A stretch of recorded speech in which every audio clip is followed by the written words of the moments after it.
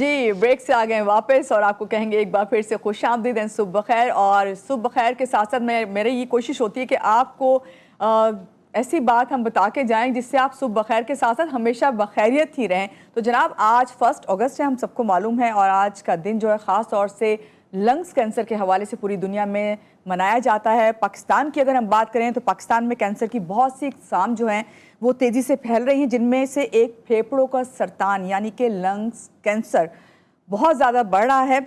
और ये इसलिए भी ख़तरनाक है कि इसमें मर्ज़ के बाद जो है मरीज़ के पास जो है बहुत कम वक्त होता है बनिस्बत दूसरे जो केसेस होते हैं। ख़ासतौर से जो कैंसर्स हम देखते हैं कि आज ख़वातीन के कैंसर्स की हम जब बात करते हैं, ब्रेस्ट कैंसर बहुत ज़्यादा जो है इस वक्त बढ़ रहा है। लेकिन इस वक्त हम बात कर रहे हैं लंग्स कैंसर की, जिसमें इस जो बात मैं करने जा रही थी इस वक्त पाकिस्तान के हवाले से कि पाकिस्तान में बढ़ता जा रहा है। मैंने देखा है कि लोग ये समझते हैं कि खाली अगर कोई सिगरेट पीता है, स्मोकिंग करता है, तो शायद इसकी वजह से जो है फेफड़ों का सरतान बढ़ता है। कहीं पढ़ रही थी कि 80% जो है लंग्स कैंसर जो है वो होता सिगरेट की वजह से ही है।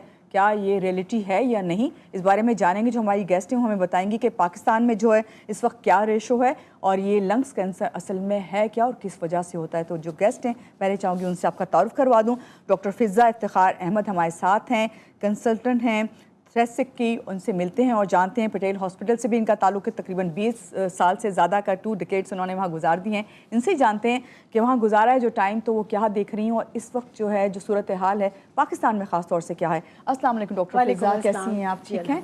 पहले तो बहुत शुक्रिया, सुबह खैर। बहुत अच्छा लगा कि आप आई हैं और आपने टाइम निकाला। एक ख़ास दिन है ये और इसी हवाले से हम बात करेंगे कि लंग्स कैंसर क्या है। सबसे पहले ये बात कर लेते हैं कि भाई मुझे ये बताइए फ़िज़ा कि ये थोरेसिक क्या है, क्योंकि मुझे ये फ़र्स्ट टाइम ही सुनने को ये वर्ड मिला है, तो मैंने आपसे सीखा भी बाकायदा कि इसे मैं किस तरह प्रोनाउंस करूँ। बेसिकली थोरेसिक सर्जरी जो है ये सीने से और फेफड़ों से रिलेटेड सर्जरी है।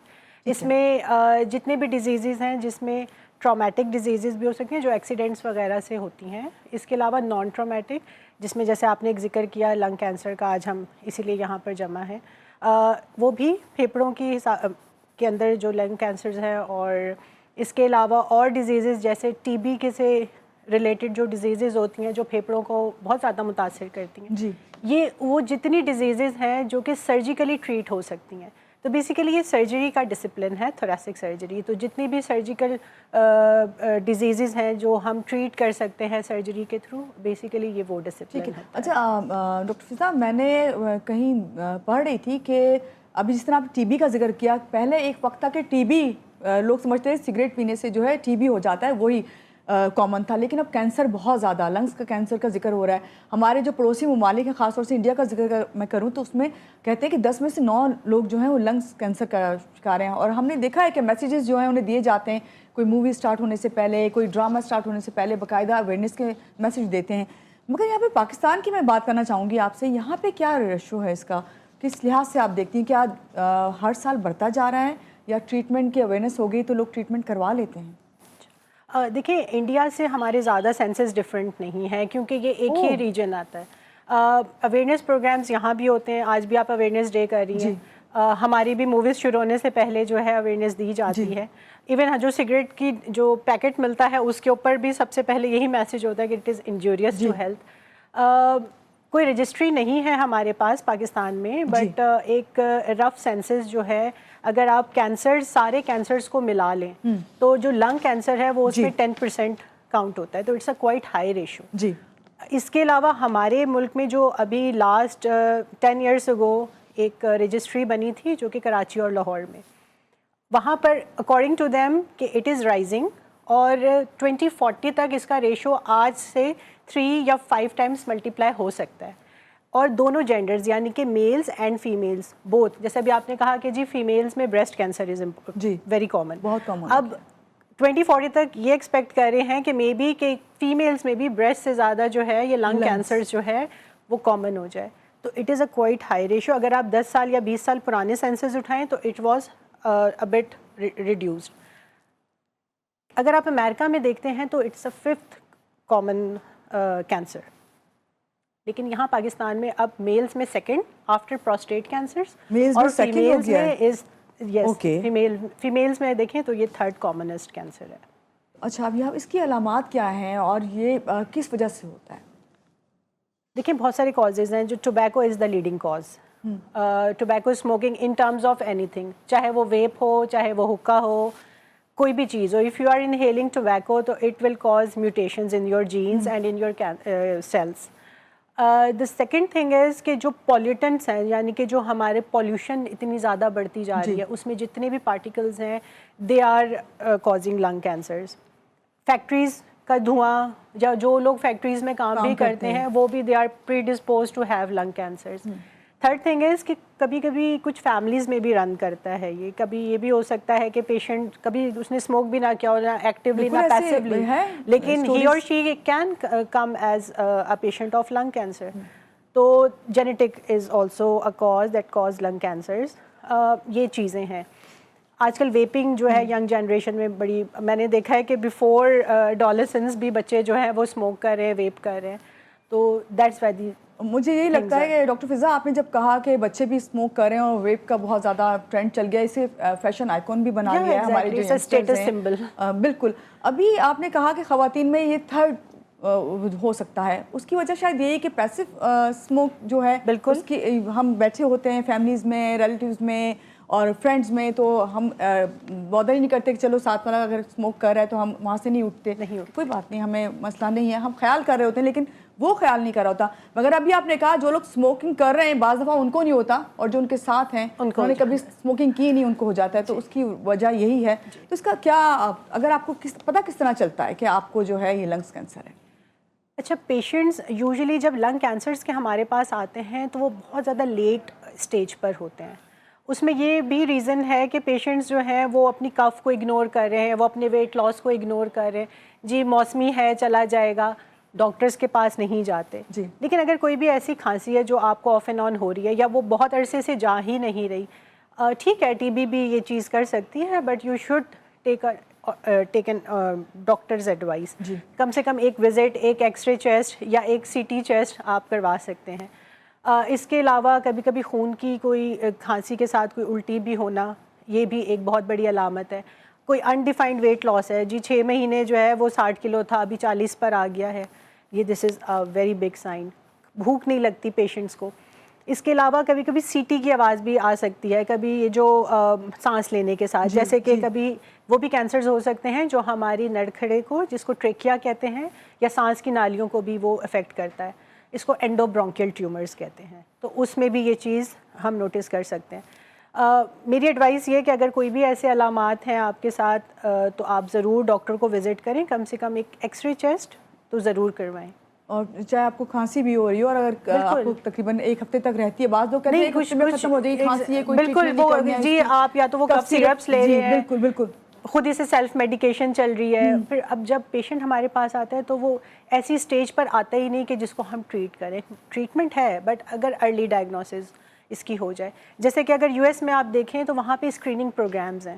اسکریننگ پروگرامز لائک ایئرلی ان کی جو ایک پاپولیشن ہے جو وہ سمجھتے ہیں کہ جی ہائی رسک ہے, جیسے ہم نے کہا جی جو بہت زیادہ پالیوٹنٹ ایریا میں رہتے ہیں یا جو اسموکرز ہیں, ان کی سرویلنس ہوتی ہے, اور سرویلنس میں اگر انہیں ارلی ڈیٹیکشن ہوتی ہے تو وہیں پہ اس کو ایڈریس کرتے ہیں. تو اس وجہ سے وہ لوگ ہر چیز پہ قابو پا لیتے ہیں. اب یہاں پہ ہمارا اگنورینس بہت ہے, کوئی اسکریننگ پروگرام نہیں, آپ کی وہ بہت بڑھ چکا ہوتا ہے جب تک پیشنٹ آپ کے پاس آتا ہے. ڈاکٹر صاحبہ اگر ارلی اسٹیج میں آ جاتے ہیں اور پتہ چل جاتا ہے کہ جس طرح ابھی یہ ایڈوائس آپ دے رہی ہیں اور لوگ دیکھ رہے ہیں, سن رہے ہیں, اگر کسی کو بھی تھوڑا سا بھی کوئی مسئلہ اس قسم کا تو وہ ضرور جا کے چیسٹ ایکس رے تو ضرور کروائے. پتہ چل جاتا ہے اگر, تو کتنے % چانسز ہیں کہ آپ ان کی لائف جو ہے وہ سیو کر سکیں؟ دیکھیں اگر بہت ارلی اسٹیج پر آ گیا, جیسے کہ stage 1 two stage 4, stage 1 is the early stage جس میں اگر سرجری بھی ہو جائے تو کیوریبل ہے, اور اسٹیج 4 از لائک کہ باڈی کے دوسرے آرگنز بھی افیکٹ ہو چکے ہیں لنگ کینسر سے. تو اب آپ خود دیکھ لیں کہ اٹس اے اسپیکٹرم. اور پھر ہم خود بھی یہ دیکھ سکتے ہیں کہ اگر اسٹیج 1 پہ پیشنٹ ڈائگنوز ہو رہا ہے اور ارلی سرجری اس کی ہو رہی ہے یا اس کو کیمو ریڈیو تھراپی مل گئی ہے تو پھر پروگنوسس اچھی ہے. It depends upon the stage. جتنی جلدی آپ ارلی ڈائگنوسس اور ارلی ٹریٹمنٹ کریں گے, ارلی اسٹیجز ہوں گی, پروگنوسس اتنی اچھی ہے. ٹھیک ہے ڈاکٹر صاحبہ, لیکن ہم نے ایک چیز اور بھی دیکھی ہے کہ اگر آپ کو جو ہے آپ نے ٹریٹمنٹ کروا لی, ارلی اسٹیج پہ ہو گئی ہے ٹریٹمنٹ, لیکن لنگس کینسر کہتے ہیں کہ ایسا ہے کہ جب وہ ہوتا ہے تو اتنی جلدی اسپریڈ ہوتا ہے کہ آپ کو پتہ نہیں چلتا باقی آرگنز پہ جو اثر ہونا اس کا.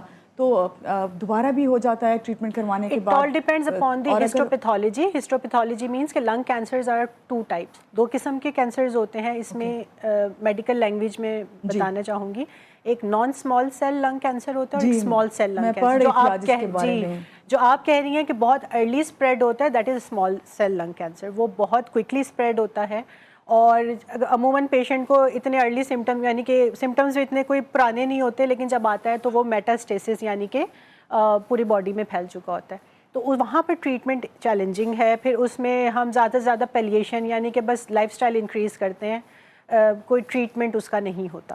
لائف اسٹائل پہ چلے, آپ نے بات کر ہی لی ہے, مجھے آپ سے سوال اس پہ کرنا تھا, کیسا لائف اسٹائل ہو کہ ہمیں یہ اندازہ ہو کہ بھئی اگر ہمیں یہ مسئلے ہو رہے ہیں تو ہمیں فوراً اس ٹریٹمنٹ کی طرف جانا چاہیے, یا ہمیں یہ ہو ہی نہ؟ Prevention is always better than cure. Prevention سب سے پہلے جو آپ یہ اویئرنیس پروگرام ہے, اس کو گورنمنٹ لیول پر ذرا لے کر جانا چاہیے. اویئرنیس پلس کچھ نہ کچھ تو امپلیمنٹیشن ہونی چاہیے اسموکنگ کے اوپر اور ان سب چیزوں کے اوپر. اب جو انڈسٹریز جو یہ اسپیل آؤٹ کرتی ہیں سارا یہ دھواں اور یہ, اس پر آبویسلی ایک گورنمنٹ لیول پر ہی کام ہو سکتا ہے. ہماری جو اپنے اینڈ پہ ہم کر سکتے ہیں, آبویسلی ہم نے اسموکنگ کو ڈسکریج کرنا ہے. ایون اگر آپ کے فیملیز میں یا آپ کے فرینڈز یا آپ کا جو پیئر سرکلز ہے وہ اگر کرتا ہے اسموک, یو شوڈ. آبویسلی بہت مشکل کام ہوتا ہے, لوگ اس کو نہیں پسند کرتے جی, تو یہ ضرور. اور اس کے علاوہ لائف اسٹائل ماڈیفیکیشن میں you should wear a mask بھی ذرا اچھی کوالٹی کا ہو.